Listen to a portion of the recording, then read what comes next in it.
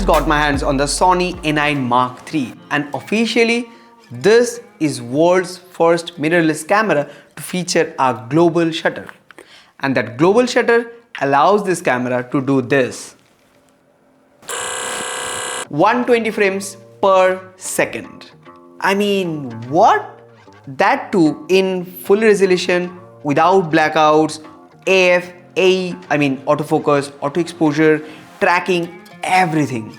And I have paired it with something equally exciting. The all-new Sony G-Master 28-70 f2.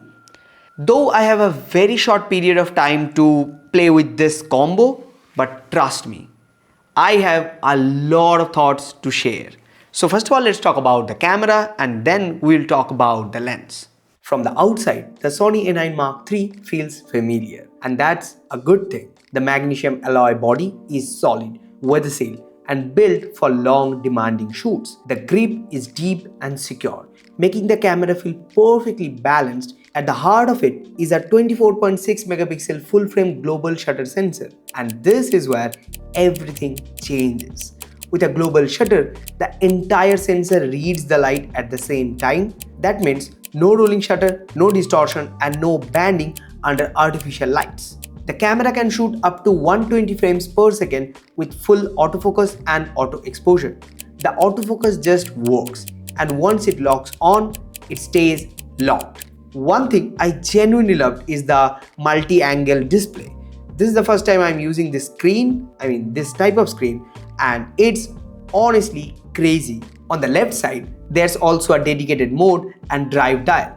Even in video, the A9 Mark III feels confident with its 4K up to 120 frames per second and 2000 ISO as the base ISO in S-Log 3, making it a genuinely capable hybrid camera without any compromises. Also, I have recently uploaded a video about what's in my camera bag, and if you have watched that video is completely shot on this combo, the Sony A9 III with 28-70 f2. Also, you can watch that video to have a better understanding how the footage look out of the Sony A9 III and 28-70.